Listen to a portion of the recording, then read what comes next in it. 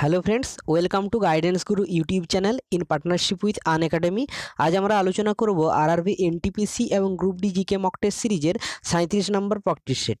তোমরা যদি আমাদের আগের প্র্যাকটিস সেটগুলি না দেখে থাকো তাহলে অবশ্যই কিন্তু তোমরা আমাদের প্লেলিস্টে গিয়ে আগের ক্লাসগুলি দেখে নিও। আমাদের এই ক্লাসটা ঠিক সন্ধ্যে 7টার থেকে হচ্ছে, তাহলে তোমরা ঠিক সন্ধ্যে 7টার থেকে আমাদের ক্লাসগুলি দেখতে থাকো। আমাদের ভিডিওগুলি সম্পূর্ণভাবে দেখার চেষ্টা করো এবং প্রত্যেকটা কোশ্চেনের যে অ্যান্সার সেগুলো তোমরা নিজেরা কিন্তু প্রথমে কমেন্ট বক্সে কমেন্ট করে জানানোর চেষ্টা করো এবং তারপর আমি যেটা বলবো সেটা কিন্তু একটু মেমোরাইজ করার চেষ্টা করবে। তো শুরু করা যাক আজকের মক টেস্ট। তো আজকের মক টেস্টের প্রথম কোশ্চেন হলো, প্রথম কারা ভারতের সঙ্গে বাণিজ্যিক সম্পর্ক স্থাপন করেছিল? অর্থাৎ কোন বিদেশিরা প্রথম ভারতের সাথে তাদের বাণিজ্যিক সম্পর্ক স্থাপন করেছিল? তাহলে এক্ষেত্রে যেটা আমাদের কারেক্ট অ্যান্সার হয়ে যাবে অপশন 3। ভারতের সাথে প্রথম বাণিজ্যিক সম্পর্ক স্থাপন করেছিল পর্তুগিজরা। Option 3 is the correct answer. এবং পর্তুগিজদের মধ্যে প্রথম ভাস্কো ডা গামা 1498 খ্রিস্টাব্দে ভারতবর্ষে এসে পৌঁছেছিলেন। ভারতবর্ষের কালিকট বন্দরে তিনি উপস্থিত হয়েছিলেন এবং পরবর্তী ক্ষেত্রে ভারতবর্ষে পর্তুগিজদের পর এসেছিল ডাচরা, তারপর এসেছিল ইংরেজরা, তারপর এসেছিল ড্যানিশরা এবং সর্বশেষে ভারতবর্ষে পদার্পণ করেছিল ফ্রেঞ্চরা। তোমরা অবশ্যই কিন্তু এই ক্রনোলজিটা মনে রাখবে। ফার্স্ট পর্তুগিজ, তারপর ডাচ, তারপর ইংলিশ, তারপর ড্যানিশ এবং সর্বশেষে এসেছিল ফ্রেঞ্চরা। নেক্সট কোশ্চেন, মহারাষ্ট্রের ইলোরা গুহা কাদের আমলে তৈরি করা হয়েছিল? অর্থাৎ মহারাষ্ট্রের যে ইলোরার যে কেভ টেম্পেল, অর্থাৎ কৈলাসনাথ টেম্পেল অফ ইলোরার যে কৈলাসনাথের মন্দির, সেটা কাদের আমলে তৈরি হয়েছিল? তাহলে এক্ষেত্রে যেটা কারেক্ট আনসার হয়ে যাবে, মহারাষ্ট্রের ইলোরার যে কৈলাসনাথের মন্দির এবং যে গুহা সেটা নির্মিত হয়েছিল রাষ্ট্রকূটদের সময়। Option 1 is the correct answer. রাষ্ট্রকূটদের যে রাজধানী ছিল সেটা ছিল মান্যক্ষেত এবং রাষ্ট্রকূট রাজবংশের প্রতিষ্ঠাতা ছিলেন দন্তিদুর্গ। এবং এই যে কৈলাসনাথ টেম্পেল যেটা ইলোরাতে নির্মাণ করা হয়েছিল সেটা কিন্তু কৃষ্ণ অর্থাৎ প্রথম কৃষ্ণের সময় হয়েছিল। তার সময়কাল ছিল 757 থেকে 783 খ্রিস্টাব্দ পর্যন্ত এবং এটি মহারাষ্ট্রের ঔরঙ্গাবাদে অবস্থিত। তোমরা অবশ্যই এই এডিশনাল ইনফরমেশনগুলো একটু মেমোরাইজ করার চেষ্টা করবে। তোমরা যদি এই ক্লাসের ফ্রি পিডিএফ পেতে চাও তাহলে অবশ্যই আমাদের টেলিগ্রাম গ্রুপে জয়েন করে যাও। সেখানে আমরা কিন্তু প্রত্যেকটা ক্লাসের পর ফ্রি পিডিএফ তোমাদের প্রোভাইড করে থাকি।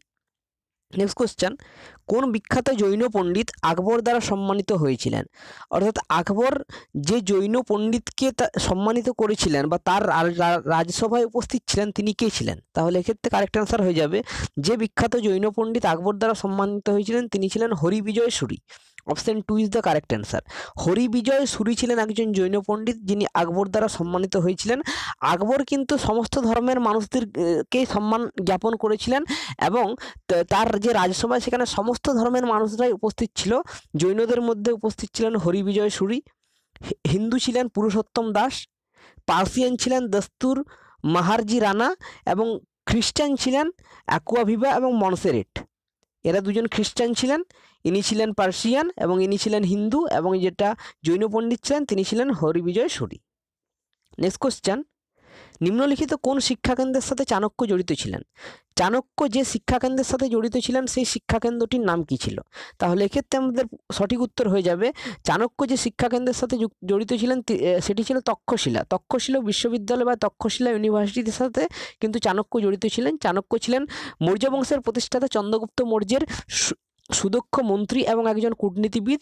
তার সহযোগিতায় কিন্তু চন্দ্রগুপ্ত মৌর্য যেটা নন্দবংশের শেষ সম্রাট ধনানন্দকে ধ্বংস করে মৌর্য সাম্রাজ্যটা প্রতিষ্ঠা করেছিলেন।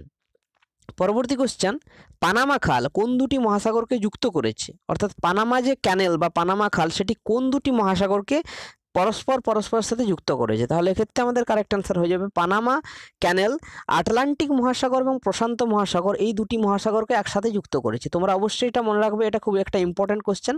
পানামা ক্যানেলটা আটলান্টিক মহাসাগর এবং প্রশান্ত মহাসাগরকে যুক্ত করেছে। Option 4 is the correct answer. পরবর্তী কোশ্চেন, জজিলা গিরিপথ কোন দুটি স্থানকে সংযুক্ত করেছে? অর্থাৎ জজিলা পাস সেটা কোন দুটি স্থানকে সংযুক্ত করেছে? তাহলে প্রথমে তোমাদের জানতে হবে জজিলা গিরিপথ বা জজিলা পাসটা কোন রাজ্যে অবস্থিত। তাহলে এক্ষেত্রে যেটা সঠিক উত্তর হয়ে যাবে, জজিলা গিরিপথটি আমাদের জম্মু অ্যান্ড কাশ্মীর রাজ্যে অবস্থিত এবং এটি জম্মু অ্যান্ড কাশ্মীরের রাজধানী শ্রীনগরের সাথে লেকে কানেক্ট করেছে। লাদাখের যে রাজধানী লাদাখের ক্যাপিটাল লে এবং জম্মু অ্যান্ড কাশ্মীরের রাজধানী শ্রীনগর, এই দুটোকে একসাথে যুক্ত করেছে জজিলা গিরিপথ। এটি জম্মু অ্যান্ড কাশ্মীরে অবস্থিত। এবং তোমরা এর সাথে মনে রাখবে শ্রীনগরের সাথে জম্মুকে যে গিরিপথ কানেক্ট করছে সেটা হলো বানিহাল পাস, এবং এটা জওহর টানেল নামেও পরিচিত। নেক্সট কোশ্চেন, দক্ষিণ ভারতের সর্বোচ্চ সিংহের নাম কি? দক্ষিণ ভারতের সর্বোচ্চ পর্বতশৃঙ্গ কি নামে পরিচিত? তাহলে এক্ষেত্রে যেটা আমাদের সঠিক উত্তর হয়ে যাবে, দক্ষিণ ভারতের সর্বোচ্চ পর্বতশৃঙ্গ হচ্ছে Anamudi. Option 2 is the correct answer. Anaimalai পর্বতের আনাইমুদি হলো দক্ষিণ ভারতের সর্বোচ্চ শৃঙ্গ, এবং ডোডাবেটা হচ্ছে নীলগিরি পর্বতের সর্বোচ্চ শৃঙ্গ। আনাইমুদি যেটা সেটা অবস্থিত কেরালাতে, এবং এর যে এলিভেশন বা এর যে উচ্চতা বা হাইট সেটা হচ্ছে 2695 মিটার, এবং এটি মেনলি ওয়েস্টার্ন ঘাটে অবস্থিত, পশ্চিম ঘাট পর্বতমালায়। পরবর্তী কোশ্চেন, দাক্ষিণাত্যের সবচেয়ে বড় নদী কোনটি? অর্থাৎ দক্ষিণ ভারতের সবচেয়ে বড় নদী কোনটি? মহানদী, গোদাবরী, কৃষ্ণা নাকি কাবেরী? তাহলে এক্ষেত্রে যেটা আমাদের সঠিক উত্তর হয়ে যাবে, দাক্ষিণাত্যের সবচেয়ে বড় নদী হলো গোদাবরী নদী। Option 2 is the correct answer. এবং গোদাবরী নদীর অ্যাপ্রক্সিমেট লেন্থ হচ্ছে 1465 কিলোমিটার। এটা হচ্ছে গোদাবরী নদীর লেন্থ, এবং এটি হচ্ছে দাক্ষিণাত্যের সবচেয়ে বড় নদী। এর যে উৎপত্তি সেটা হয়েছে মহারাষ্ট্রের নাসিকের কাছ থেকে, এর উৎপত্তি হয়েছে ত্রিম্বক প্লেটো থেকে। মহারাষ্ট্রের নাসিকের যে ত্রিম্বক প্লেটো সেখান থেকে এই গোদাবরী নদীর উৎপত্তি হয়েছে। 38তম প্যারালাল লাইন কোন দুটি দেশকে পৃথক করেছে?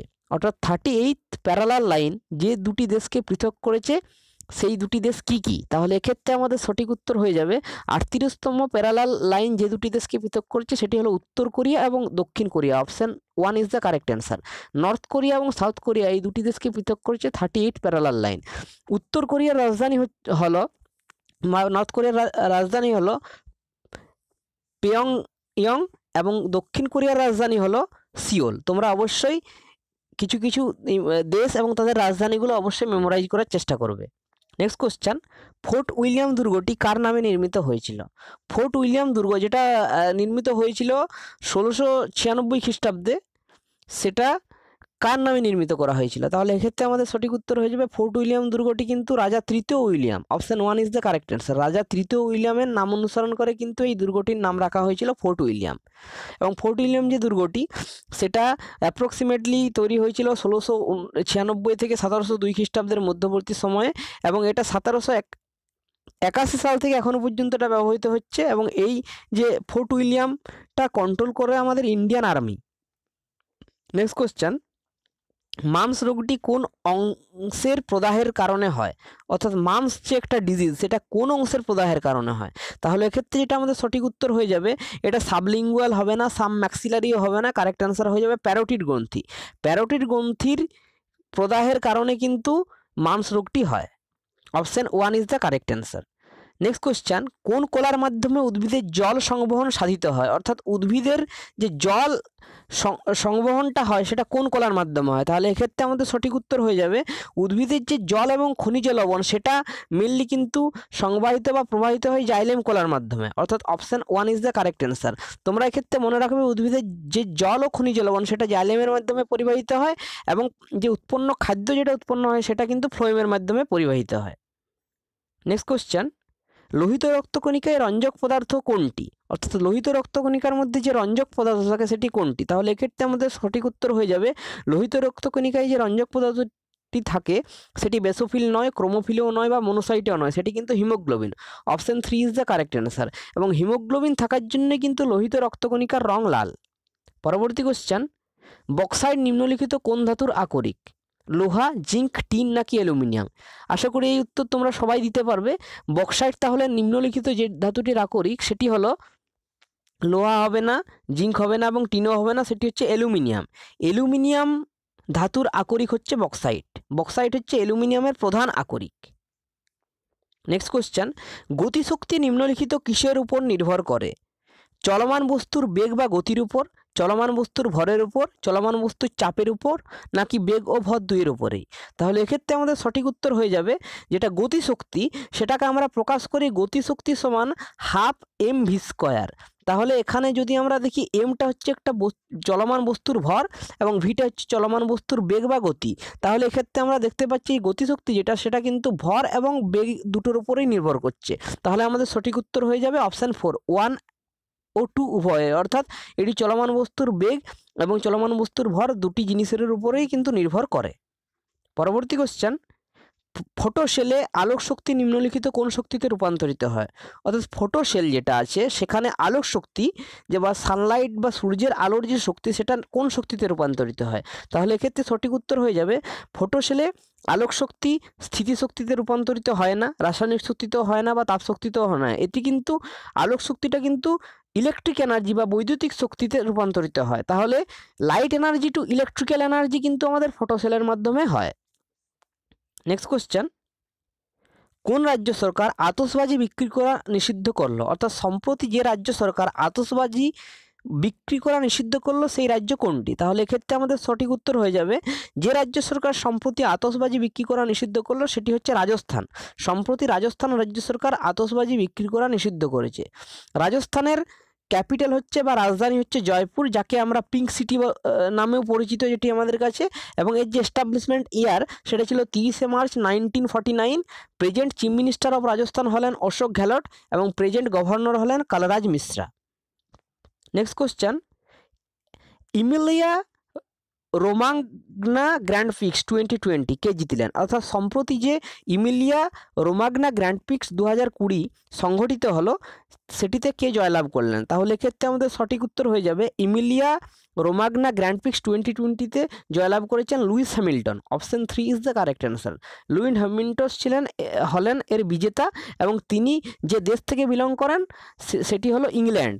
লুইস হ্যামিল্টন হচ্ছে ইংল্যান্ড থেকে বিলং করেন। নেক্সট কোশ্চেন, মুম্বাই পোর্ট ট্রাস্টের সম্প্রতি চেয়ারম্যান পদে কে নিযুক্ত হলেন?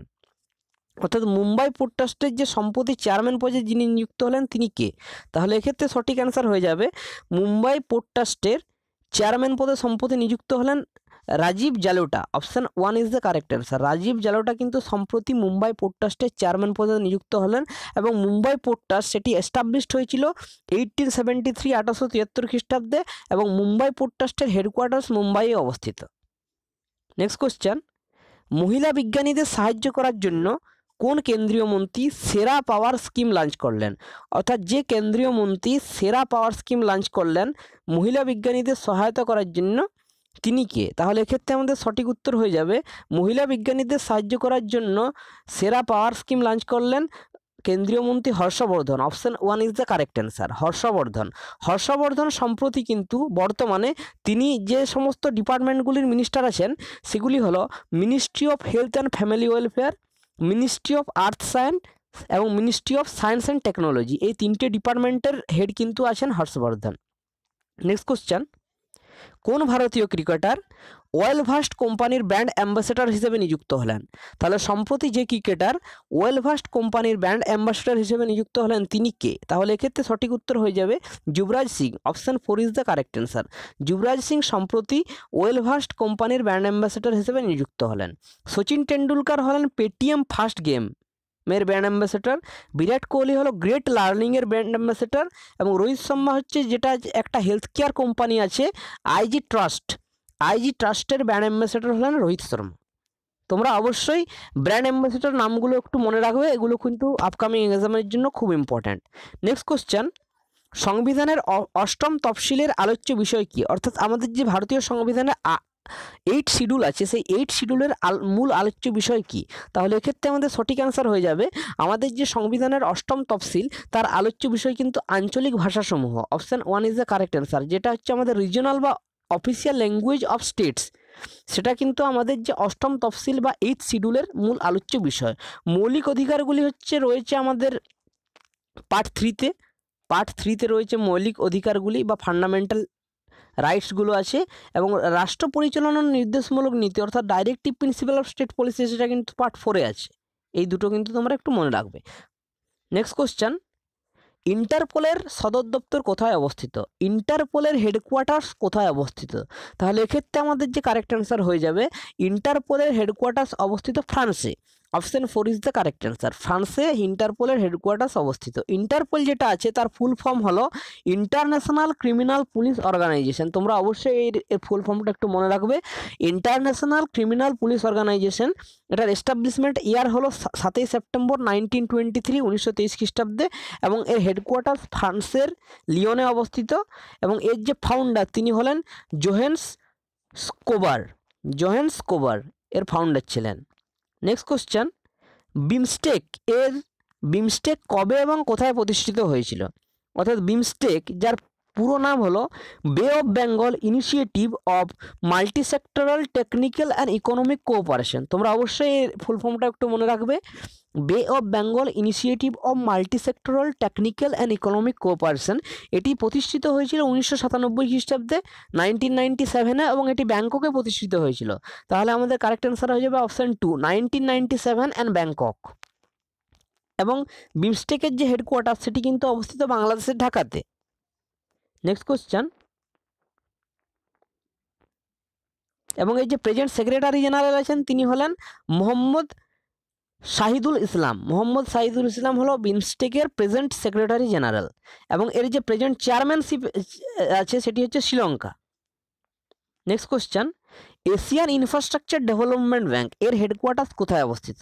তাহলে Asian infrastructure development bank AIDB bank এর হেডকোয়ার্টার কোথায় অবস্থিত? তাহলে এক্ষেত্রে আমাদের সঠিক উত্তর হয়ে যাবে এশিয়ান ইনফ্রাস্ট্রাকচার ডেভেলপমেন্ট ব্যাংকের হেডকোয়ার্টার অবস্থিত বেইজিং, চায়নার বেইজিং শহরে এশিয়ান ইনফ্রাস্ট্রাকচার ডেভেলপমেন্ট ব্যাংকের হেডকোয়ার্টার অবস্থিত, এবং এটি ফরমেশন হয়েছিল 16ই জানুয়ারি 2016 খ্রিস্টাব্দে, এবং এর প্রেজেন্ট প্রেসিডেন্ট হলেন জিন লাইকুন এশিয়ান ইনফ্রাস্ট্রাকচার ডেভেলপমেন্ট ব্যাংকের প্রেজেন্ট প্রেসিডেন্ট আছেন। নেক্সট কোশ্চেন, ভারতের দরিদ্র রেখা নির্ধারণের জন্য কোন কমিটির সুপারিশ অনুসরণ করা হয়েছিল? অর্থাৎ ভারতের যে দরিদ্র রেখা অর্থাৎ যে পভার্টি লাইন সেটা নির্ধারণ করার জন্য যে কমিটির সুপারিশ আমাদের গ্রহণ করা হয়েছে সেটি কোন কমিটি? তাহলে এক্ষেত্রে আমাদের সঠিক উত্তর হয়ে যাবে সেটি কিন্তু কেলকার কমিটি নয়, দেশাই কমিটিও নয়। তাহলে এক্ষেত্রে কারেক্ট অ্যান্সার হয়ে যাবে তেন্ডুলকর কমিটি। সম্প্রতি কিন্তু যেটা আমাদের তেন্ডুলকর কমিটি, সেই কমিটির সুপারিশ অনুযায়ী কিন্তু দরিদ্র রেখা নির্ধারণ করা হয়েছে। নেক্সট কোশ্চেন, সবুজ বিপ্লব কোন পঞ্চবার্ষিকী পরিকল্পনায় হয়েছিল? সবুজ বিপ্লব বা গ্রিন রিভলিউশন সেটা কোন পঞ্চবার্ষিকী পরিকল্পনাতে হয়েছিল? তাহলে এক্ষেত্রে সঠিক উত্তর হয়ে যাবে সবুজ বিপ্লব যেটা হয়েছিল সেটা তৃতীয় পঞ্চবার্ষিকী পরিকল্পনাতে হয়েছিল, এবং তৃতীয় যে পঞ্চবার্ষিকী পরিকল্পনা তার সময়কালটা ছিল 1961 to 1966। এই ছিল তৃতীয় পঞ্চবার্ষিকী পরিকল্পনার সময়কাল, এবং এই সময়ে কিন্তু সবুজ বিপ্লবটি হয়েছিল। তোমরা কিন্তু এটা একটু মনে রাখবে। সবুজ বিপ্লবের জনক কাকে বলা হয়? ফাদার অফ হোয়াইট রিভলিউশন বলা হয় নরম্যান বোরলাংকে, এবং father off white revolution in India অর্থাৎ ভারতের যে সবুজ বিপ্লব তার জনক বলা হয় এম.এস. স্বামীনাথনকে। অবশ্যই তোমরা এই দুটো মনে রাখবে। আজকের আমাদের মক টেস্টের যে শেষ কোশ্চেনে আমরা উপস্থিত হয়ে গেছি, এটা তোমাদের জন্য হোমওয়ার্ক রইল। এটা তোমরা প্রত্যেকেই কমেন্ট বক্সে কমেন্ট করে একটু জানানোর চেষ্টা করবে যে ন্যাশনাল স্যাম্পল সার্ভে অর্গানাইজেশন এটি কত সালে স্থাপিত হয়েছিল, এবং এর হেডকোয়ার্টার কোথায় অবস্থিত, এবং এর যে প্রেজেন্ট চেয়ারম্যান তিনি কে আছেন, প্রেজেন্ট হেড কে আছেন। তাহলে এই তিনটি কিন্তু তোমরা প্রত্যেকেই কমেন্ট বক্সে কমেন্ট করে জানানোর চেষ্টা করবে। ন্যাশনাল স্যাম্পল সার্ভে অর্গানাইজেশন কত সালে প্রতিষ্ঠিত হয়েছিল, এর হেডকোয়ার্টার কোথায় অবস্থিত, এবং এর প্রেজেন্ট চেয়ারম্যান বা হেড কে আছেন। তোমরা যারা বাড়িতে বসে কম্পিটিটিভ এক্সামের প্রিপারেশন নিচ্ছ তাদের জন্য কিন্তু আনএকাডেমি একটা বেস্ট প্ল্যাটফর্ম। বাড়িতে বসে অনলাইনে কম্পিটিটিভ এক্সামের প্রিপারেশন নেওয়ার জন্য এখানে তোমরা পেয়ে যাবে নিজেদের পছন্দ মতো এডুকেটর, নিজেদের পছন্দ মতো ব্যাচ, এছাড়াও প্রত্যেক দিনের একটা ওয়েল স্ট্রাকচার রুটিন কিন্তু পেয়ে যাবে। এবং যেটা তোমরা নতুন ফিচার্স যেগুলো পাবে সেগুলো হচ্ছে প্রত্যেকটা ক্লাসেই কিন্তু এখানে ওয়ার্ল্ড ক্লাস টেকনোলজি ব্যবহার করা হচ্ছে, এবং ইন্টারেক্টিভ ক্লাস যেখানে তোমরা পোল সেকশন এবং চ্যাট সেকশনের মাধ্যমে ওয়েস্ট বেঙ্গলের টপ এডুকেটরদের সাথে ডাইরেক্টলি কিন্তু ইন্টারেক্ট করতে পারবে এবং তোমাদের সমস্যাগুলি তুলে ধরার চেষ্টা করতে পারবে। এবং যে সমস্ত লিডার বোর্ডগুলি রয়েছে সেগুলি তোমাদের সেলফ অ্যানালিসিসে খুব সহায়তা করবে। এছাড়াও রয়েছে quiz, doubt clearing class, test series এবং ডুয়েল এডুকেটর ক্লাস, যেটা একটা নতুন ফিচার্স। তাহলে তোমরা যারা আনএকাডেমির প্লাস সাবস্ক্রিপশন নিতে ইচ্ছুক তারা কিন্তু 1 মাসের অথবা 3 মাসের অথবা 6 মাসের অথবা 1 বছরের এমনকি 2 বছরের পর্যন্ত সাবস্ক্রিপশান নিতে পারো। সেক্ষেত্রে তোমাদের যে চার্জ লাগবে, তোমরা যদি আমাদের টেলিগ্রাম গ্রুপের স্পেশাল কুপন কোড ইউজ করো তাহলে কিন্তু সেই চার্জের উপর কিন্তু তোমরা ফ্ল্যাট 10% ডিসকাউন্ট পেয়ে যাবে।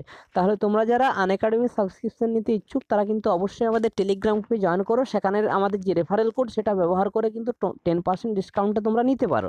তাহলে আর দেরি না করে তোমরা তাড়াতাড়ি আনএকাডেমি লার্নিং অ্যাপটা আমাদের ডিসক্রিপশন বক্সে লিঙ্ক দেওয়া আছে, সেখান থেকে ডাউনলোড করে তোমরা কিন্তু প্রিপারেশান আজ থেকেই শুরু করতে পারো। তাহলে আজকের ক্লাস আমরা এখানেই শেষ করছি। দেখা হবে পরের ক্লাসে আমরা আরেকটি প্র্যাকটিস সেট নিয়ে হাজির হয়ে যাব, যেখানে মূলত আমরা আরআরবি এনটিপিসি এবং গ্রুপ ডি জেনারেল নলেজের যে 40 নম্বরের কোশ্চেন পড়ে সেই 40 নম্বরটাকে আমরা কভার করার চেষ্টা করছি। আশা করি তোমাদের পরীক্ষার আগে অবধি তোমাদের জেনারেল নলেজ যেটা 40 নম্বর পড়বে সেটা তোমরা অনেকটাই তোমাদের ক্লিয়ার হয়ে যাবে এবং তোমরা আশা করি সবাই পরীক্ষা ভালো হবে। তো দেখতে থাকো গাইডেন্স গুরু ইউটিউব চ্যানেল। দেখা হবে পরের দিন। Still then stay tuned. Thank you.